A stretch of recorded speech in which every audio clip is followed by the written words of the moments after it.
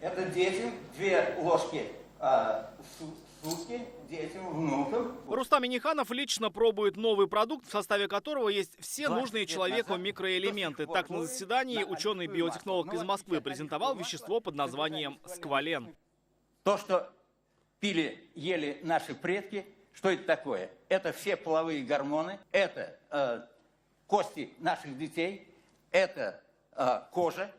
Вот в коже у каждого должен быть сквален. Если мы не едим сквален, откуда он возьмется в коже? А это защита нашей кожи. Сквален еще называют эликсиром молодости, и раньше его добывали из мяса акул. Московские ученые нашли способ получать его из агрокультуры, а именно амаранта, который Татарстан начал выращивать более 30 лет назад. Это возвращение к старому. Мы это в свое время делали, а сеять сеяли, а переработки не были. Вот сейчас уже думаем, как сделать переработку этого продукта. Потому что наш федеральный университет делает из амарантового масла сквален, и это действительно, это будущее, очень интересный продукт для фармацевтики. Раису республики рассказали, производить сквален можно и в Татарстане. Ученые предлагают открыть первый в Поволжье кластер по выращиванию амаранта и получению из него сквалена. Давайте мы все поднимем, какой у нас был опыт, что где и как, почему все это заглохло. Возможно, какую-то федеральную программу,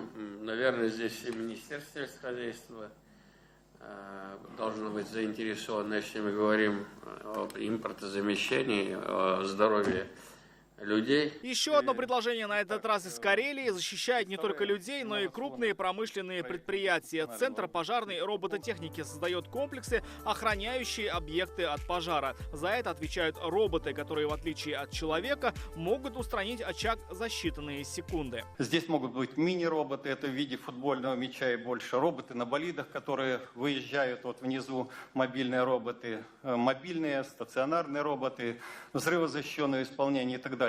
Конкретный состав проектируется на основании оценки пожарной опасности конкретного объекта. Комплекс уже внедряется на спортивных, социальных объектах, в аэропортах и не только. В Татарстане его можно будет применить на строящемся заводе «Этилен-600». Рустам Минниханов поручил рассмотреть предложение главе МЧС. Все под Богом ходим. Давайте, Рафиз Иванович, поручим вам. Мы изучим, где, как у вас все это сделано. И потом уже будем планировать. Еще одно отечественное ноу-хау, которое облегчит уже жизнь строителей, предлагают специалисты из Москвы. Облегчит в прямом и переносном смысле, ведь они готовы производить в Татарстане материал крепкий даже не как кирпич, а как бетон, но в несколько раз легче его. Ближайший аналог керамзитобетон, но этот материал прочнее и лучше держит температуру. Во-первых, и в дорожном строительстве, если стеклобетон пойдет в стройке однозначно, то есть облегчение бетонного состава, самой бетонной массы, то есть монолитная конструкция, перекрытие везде, это утеплитель, вообще применение разностороннее можно. Материал изготавливают из циолита, минерала, которым богато побережье Камы, а также стекла, которые можно получать после сортировки мусора. Компания предлагает построить завод в Татарстане. Речь только вот об этом, о пеностеклогрануляте, который мы хотели бы, чтобы запустить такое производство. Для этого нужны инвестиции почти в миллиард рублей, но затраты, считают строители, окупятся за 4 года. Очень интересно, давайте это новые материалы. Мы же очень много цемента завозим.